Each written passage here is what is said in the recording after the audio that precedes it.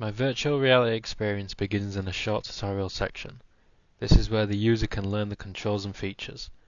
They are first greeted with widgets that teach them how to move, close widgets, and teleport. Each widget has its own heading to make it clear to the user what the topic of each widget is. Once they have shown what they have learnt, they can then move and close the widgets. Additionally, there is also a warning to the user about the physical space around them, as I did not want anyone to harm themselves during gameplay. Next, they are shown a prompt which teaches them how the doors work. This design was changed from manual to automatic during development, as I found that continuing to open each door was becoming tedious and repetitive. Once they have moved through the door, the user will then learn about the optimal viewing space feature. This feature will show the user through audio and visual aids where they are in the optimal viewing space to view the illusion from the correct distance. Another widget is present to teach the user how to press a button. This specific illusion can be enhanced. Enhanced meaning to assist the user to view the illusion's desired effect. Furthermore, each illusion includes an information board, which informs the user about the name of the illusion, the creator or source, year of creation, and tips to see the illusion's desired effect. Once this illusion enhancement is finished, a widget will appear to inform the user of their next action. Specifically, pressing the button to exit the tutorial section and travel to the gallery experience. Once the user has pressed the button, then the experience will begin. The user spawns in a corridor where they will find a green light which will guide them to the correct door.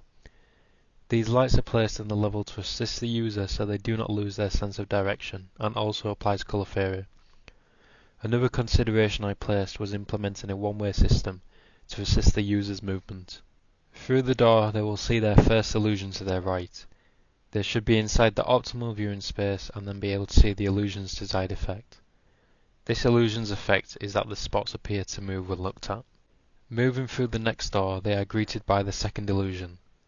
For this illusion, one wheel moves when the user is looking at another. Next is the amazing maze, which appears to move when the user moves their eyes across the illusion. Next is the black hole illusion.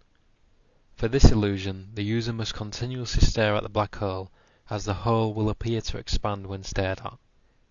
This is one example of an illusion where the user must stay still for a period of time for this illusion to work correctly. This next illusion, the user can either enhance it or physically move their head.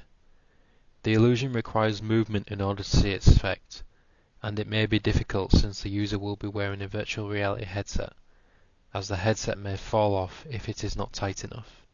The user then reaches the Ames room. This illusion employs the forced perspective technique and makes objects appear different sizes, even though they are the same size. This next illusion appears to move when the user moves their head slightly up and down. Next is the rotating snakes illusion. When the user looks at a wheel, then the other wheels will appear to rotate around them. This video requires the user to stare at the center of the spiral for 30 seconds, and then look at the Van Gogh painting. After 30 seconds, the user's vision should allow them to enhance the starry night in a completely different way. This next illusion also requires the user to continuously stare at the image for 30 seconds. Once the 30 seconds has passed, the user's vision should make everything around them appear to have a subtle, pulsating wave effect. Through the next door, the user will reach the final static image illusion. When looked at anywhere on this illusion, the image will appear to slowly spin on its axis. The next room includes infinity mirrors. This illusion was difficult to recreate as I had certain limitations with the virtual reality headset's hardware, as I would need to activate ray tracing for this illusion to have its desired effect, and this would not be feasible on a virtual reality headset. Once the user passes through the next door, they will reach the centerpiece of the experience, which is the vortex tunnel. They are first greeted by a widget which informs them that the break room feature will be activated once they are near or in the tunnel. Here is the break room ability in action. After the break room widget, they are then warned of the illusion's danger, more specifically the seizures it may cause. The user will have the option to close this widget and continue, or skip the illusion entirely if they do not feel comfortable. Additionally, the user can also take advantage of the on-rail track feature. This feature will automatically move the user through the tunnel and give them the ability to look around. Once they have reached the end of the tunnel, they will be able to move once again. Once the user has passed through the tunnel, they will reach the end of the experience, and they may wish to continue through once again or end the experience.